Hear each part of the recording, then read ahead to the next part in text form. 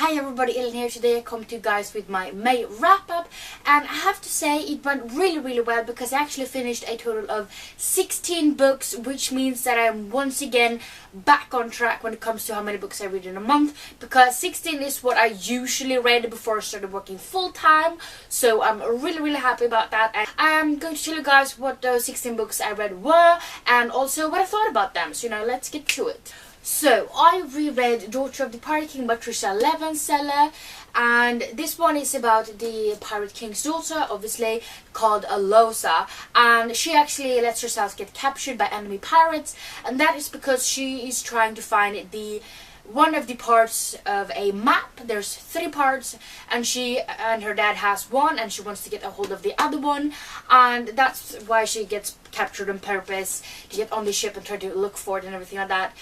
But on this ship she meets this guy named Riordan, and they are hilarious together, and I love this book so much because I love pirates, and it's hilarious, it's kick-ass, it's awesome, and I love this one just as much as I did the first time.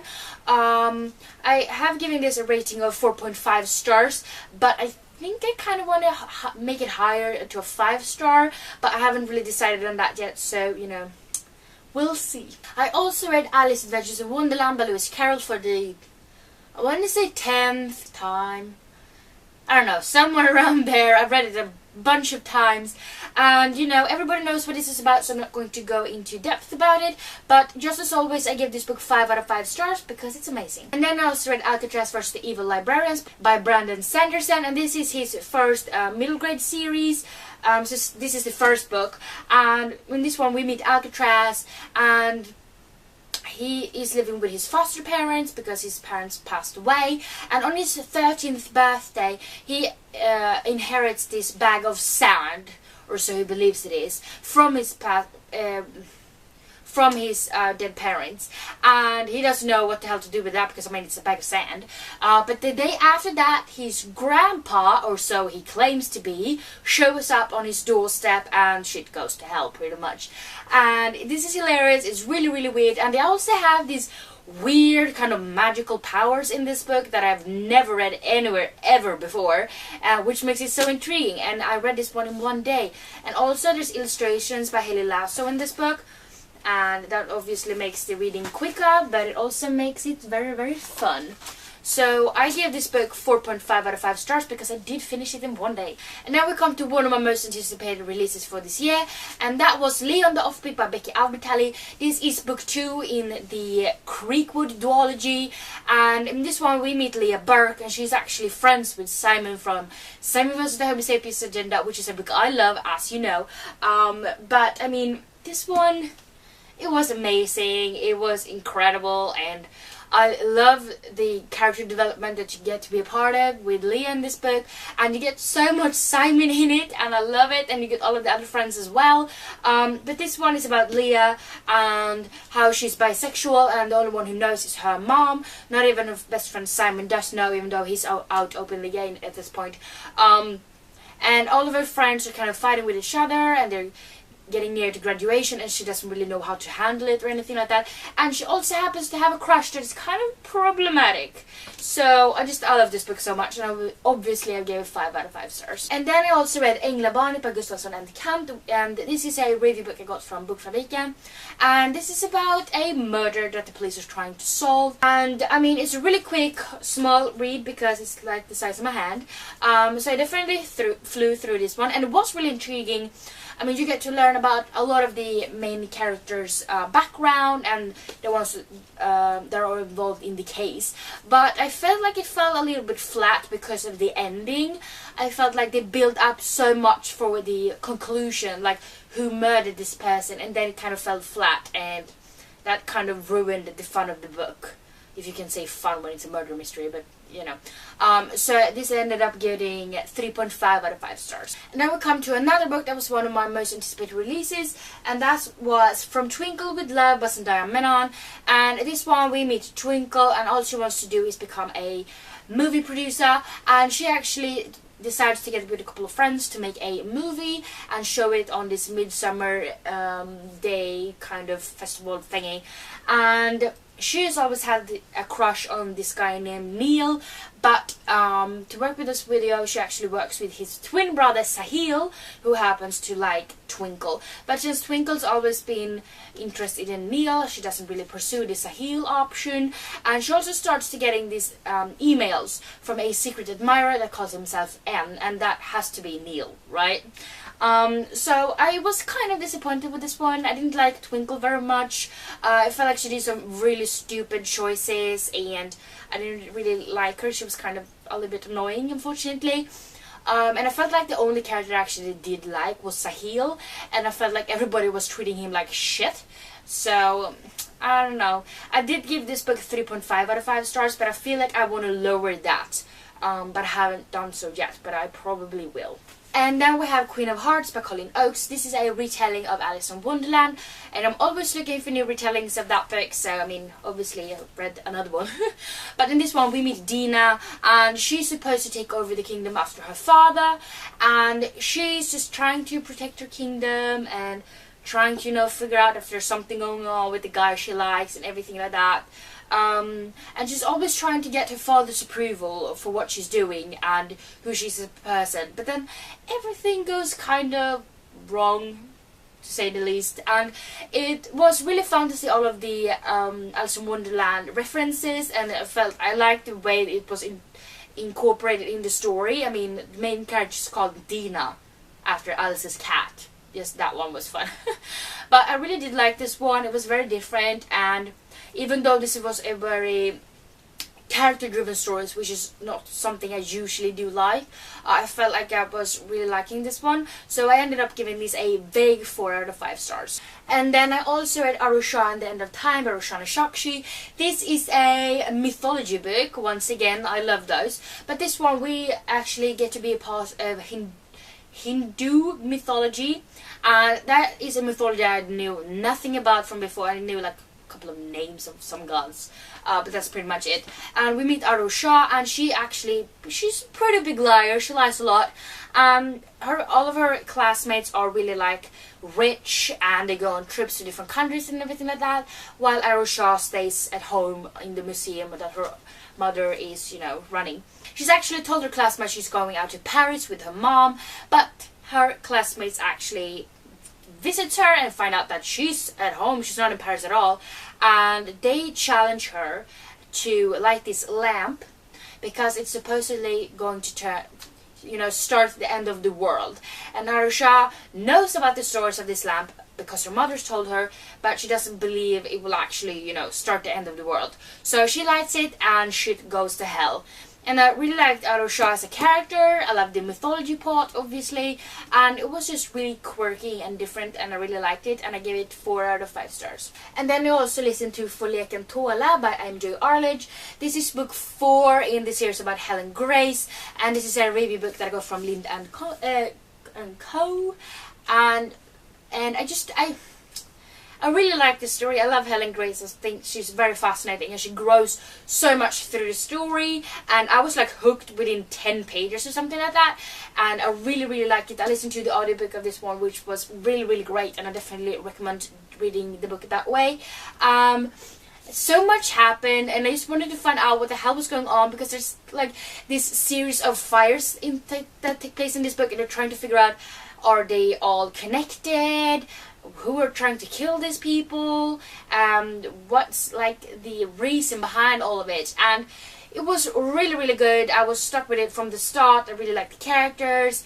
I liked everything, and it was really fascinating and everything like that. And I gave it 4 out of 5 stars because I felt like it could have been a little bit shorter. And then I also read Split Second by Casey West. This is the second and final book in this pivot point duology, and in this one we kind of get to see the aftermath of the first book. And in the first book we have Addie, and she lives in this kind of compound where they have different kind of abilities, and Addie has this kind of power where she can, if she is if she's given two different alternatives and she has to make a choice, then she can look into the future and see which of the choices is the better one for her. And she does that because she has to decide if she wants to live with her mom or her dad, because they're getting divorced. The mom is staying in the compound while the dad is leaving it and going back to the normal people. This is kind of the aftermath of that, because in the first book she has to choose which of the alternative worlds she wants to choose, and in this one you get to follow the one she actually does choose. So it was really interesting. I really liked this one. It was a good conclusion and continuation, obviously, of the first book. And I mean, I love Casey West. She can do no wrong, and I loved it. Which is why I gave this book 4.5 out of 5 stars. And then I actually read 2 graphic novels in the same series, and that was The Sea of Monsters and The Tyrants Curse by Riordan. This is the second and third graphic novel that are in Percy Jackson and the Olympians series. I have read the books originally, but I wanted to do the graphic novels as well because I love the story. And I mean, it's about Greek gods and it's Percy Jackson and it's hilarious and kick-ass and awesome. So obviously I really like this one, and it's some really cool like illustrations in it as well, and I really like them. But I felt like the Titans Curse specifically would have been a little bit hard to get to understand what the hell was going on, because they skipped some parts. Obviously, since it's a graphic novel, they have to do that. But they skipped some parts that are in the book, which made it a little bit hard to follow if you hadn't read the original story. But overall, I really love them, and I like the illustrations and everything in it. So I ended up giving both of these graphic novels 5 out of 5 stars. And then I read another one of my most anticipated releases of this year. I know I have been really good at keeping track and actually reading the anticipated releases this year, so I mean, I'm good. But I read Daughter of the Starring Queen by Trisha Levenseller. This is unfortunately the second and the last book in the Daughter of the Pirate King duology, and I'm really sad about that, because pirates. And since I just described a couple of books ago what the first book was about, since I reread that one, I'm not going to go into much depth into this one, but this one was really cool. Obviously about the Siren Queen this time, and really kick-ass and kind of a little bit more bloody and gory than I had originally expected, but I did really like it. So I give this book 4.5 out of 5 stars because I do still like the first book better, and I think that was because it was a lot of, you know, going from point A to point B in this one, and that's something that I'm a little bit iffy about, but I did still really like this one. Then I was actually a good girl and read another review book that I've had for a really long time, and that was Stolthet och Fördom by Jane Austen, and this is a review book that I got from Albert Bonniers förlag, and this is a classic. Everybody know what Pride and Prejudice is about. It's pretty much about Mrs. Bennet, who wants to marry off all of her daughters, and she has a lot of them. And it's about, you know, Elizabeth Bennet and Mr. Darcy and how they fall for each other. And I give this book 3 out of 5 stars because, I mean, it's a very character-driven story. Not a lot of events happen really, and since I'm all about the event shit normally, I give it 3 out of 5 stars. It's still good. It's just not my kind of classic that I usually do read. And then I also read another kind of classic for children, and that was The Little Prince, which is written by Anthony de Saint-Exupéry. Sorry for butchering that name, I totally had to read it off my computer screen.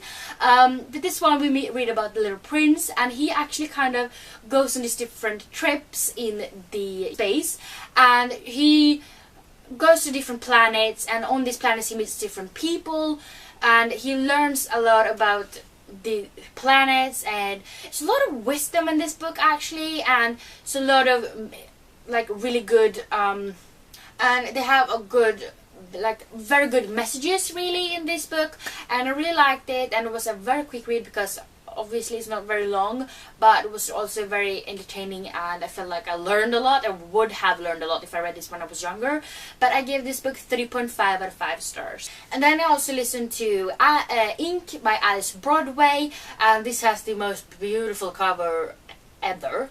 And I really liked the narrator for this book, so it went really quick to listen to it. In this one we meet Leora, and in this world where she lives, actually people get tattoos on their skin, you know, they're getting inked, and that is to mark different things that they have done or different accomplishments and stuff like that, and they all get inked and show those on your body, and you know, everybody knows what you have done and everything like that. They even have a system if you're a criminal and you've stolen something, then you get one kind of tattoo, and if you have murdered someone you get something completely different. And Leora's dad actually dies, and there's this whole question like what had he done in his life, and it just a lot of crap happening around her dad. And I really liked it at first, but then after a while I realized how character driven this story was, so I kind of lost interest a little bit in the end, but I really liked the build up of it all. But I ended up giving this book 3.5 out of 5 stars. So yeah, those were all of the 16 books I finished in May. I am obviously really happy about finishing so many books, because it means I'm back on track and we're definitely going to plow on through in June as well, and hopefully get through 16 books as well, and I'm really happy about it. And I also read a lot of really good books this month, so I mean, I'm happy about it overall. Please let me know down in the comments if you have read any of these books, and if so, what you thought about them without spoiling anybody, of course. And yeah, if you like this video, please don't forget to give me some thumbs up, and also don't forget to subscribe to my channel by clicking the little button down below. And yeah, I hope to see each other next time. Bye!